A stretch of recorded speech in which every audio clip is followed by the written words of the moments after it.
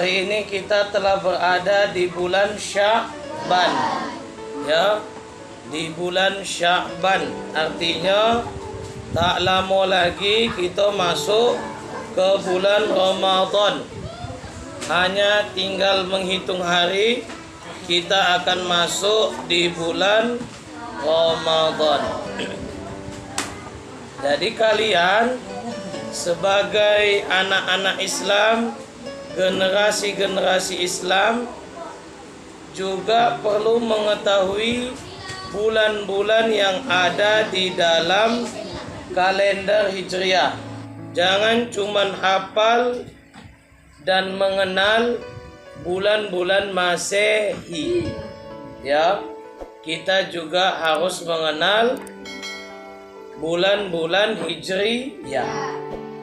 Apa saja bulan-bulan yang ada di dalam kalender Hijriyah? Muharram, Safar, Rabiul Awal, Rabiul Akhir, Jumadil Awal, Jumadil Akhir, Rajab, Sya'ban, Ramadan, Syawal, Zulqa'dah, Dzulhijjah. Ya. Kalau bulan Rajab selalu kita kenang dengan peristiwa Isra dan Mi'raj Nabi Muhammad sallallahu alaihi wasallam. Bulan Ramadan kita kenal dengan puasa. Kita kenal dengan bulan ampunan. Kita kenal dengan bulan yang barokah.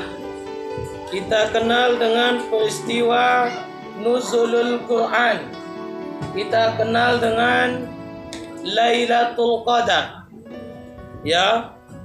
Namun ada satu bulan yang punya keistimewaan akan tetapi sering dilupakan oleh umat Islam. Apa itu? Bulan Sya'ban. Ya, bulan Sya'ban itu bulan yang di dalamnya juga diturunkan Allah beberapa keistimewaan. Apa keistimewaannya? Nah, itu dia yang saya tulis.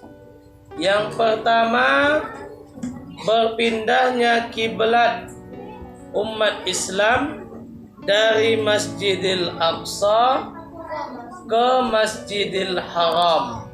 Nanti kamu lihat di dalam surah Al-Baqarah ayat 144. Tulis nanti.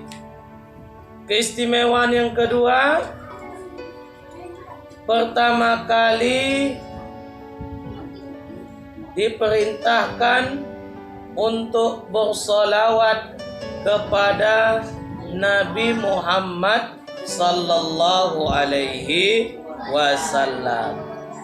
Yang ketiga, pertama kali turun perintah melaksanakan puasa Ramadan. Jadi puasa Ramadan itu turun perintahnya di bulan Sya'ban. Ya. Nah, hari ini yang kita bahas yang pertama dulu.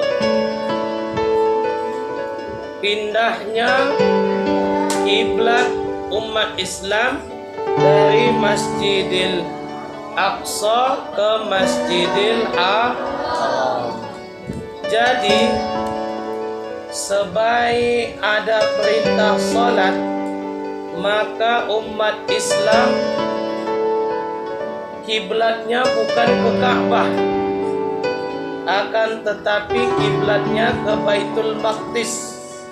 Ya, bukan ke Ka'bah, tetapi ke Baitul Maqdis. Jadi karena kita kiblatnya ke Baitul Maqdis, orang-orang Yahudi mengolok-olok kita.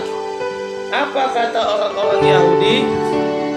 Katanya agama Islam itu berbeda dengan agama kami. Tapi pada kenyataannya orang-orang Islam itu berkiblat juga ke kiblat kami. Apa kiblat orang-orang Yahudi waktu itu?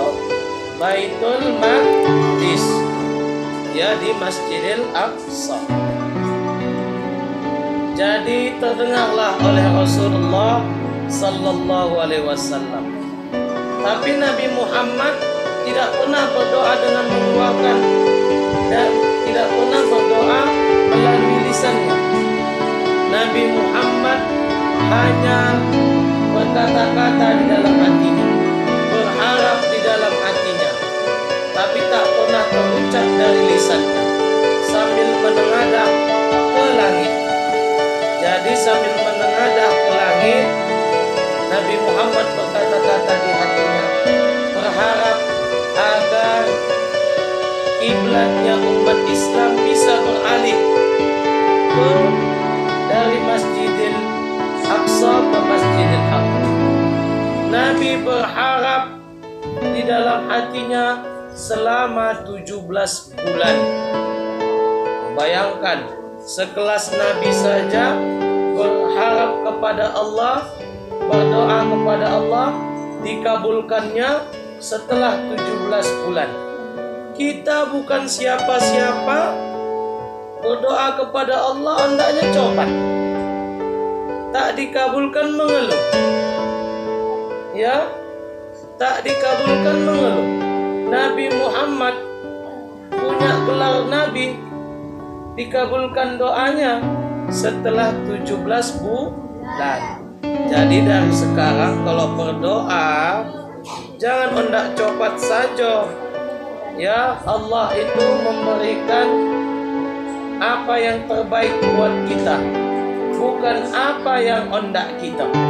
Ya, si Wahyu minta sepeda, tak dikabulkan Allah karena Allah tahu sepeda itu bukan yang terbaik untuk Wahyu, akan tetapi mobillah yang terbaik untuk si Wahyu. Cuman sabar, jangan di situ kau tak berdoa, di situ datang mobilnya, sodak bona kita, ya kan?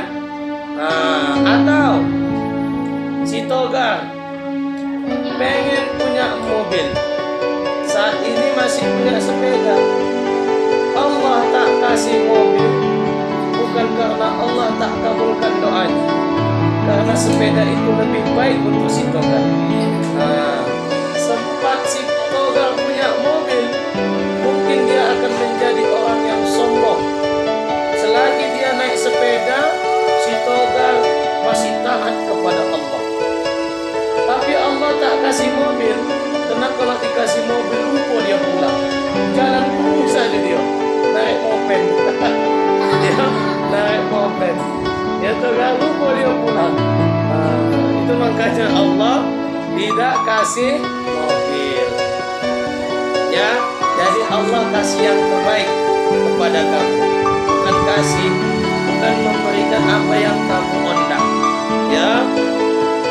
Jadi Nabi Muhammad berdoa kepada Allah selama 17 bulan baru dikabulkan Allah. Ya, jadi di bulan Sya'ban ini setidaknya ada 3 doa yang harus kita panjatkan kepada Allah Subhanahu wa ta'ala. Dulu waktu Ustaz di Mandailing Natal, waktu Ustaz mengajar di Pondok Pesantren Abi Nur Al-Islami, setiap malam nisfu Sya'ban berkumpul itu masyarakat Bompang Jahe di masjid, baca Yasin 3 kali, ya, baca Yasin 3 kali. Habis itu sholat tasbih, ya, setiap malam nisfu Sya'ban, ya, yang dipimpin oleh Buya Syaukani namanya, pimpinan Pondok Pesantren Abi Nur Al-Islami. Jadi doa yang pertama sebelum membaca Yasin itu, kita minta kepada Allah agar diberikan umur yang panjang, dan umur kita itu yang diberikan Allah dalam keadaan taat kepada Allah Subhanahu wa Ta'ala. Umur yang panjang itu jangan kamu artikan 100 tahun, 200 tahun, tidak. Umur yang panjang itu umur yang bermanfaat, umur yang membawa kita dekat kepada Allah. Nah itu dia, Yasin yang pertama doanya itu. Kita diberikan umur yang panjang dan dalam keadaan taat kepada Allah Subhanahu wa Ta'ala. Yang kedua, diberikan Allah rezeki yang luas dan dijauhkan dari segala macam mara bahaya. Baru yang ketiga, sebelum membaca Yasin, berdoa kepada Allah agar kita dimatikan dalam keadaan husnul khatimah.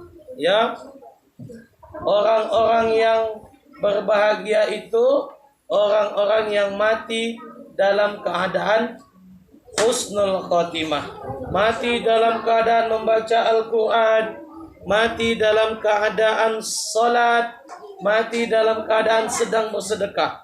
Lagi dimasukkannya uang 5.000 ke kotak infak, datang malaikat pencabut nyawa, cabutnya. Wah, Masya Allah. Meninggal dalam keadaan itu merupakan cita-cita setiap orang yang beriman kepada Allah Subhanahu wa Ta'ala. Jadi itulah keistimewaan pertama di bulan Sya'ban, yaitu berpindahnya kiblat umat Islam dari Masjidil Aqsa ke Masjidil Haram.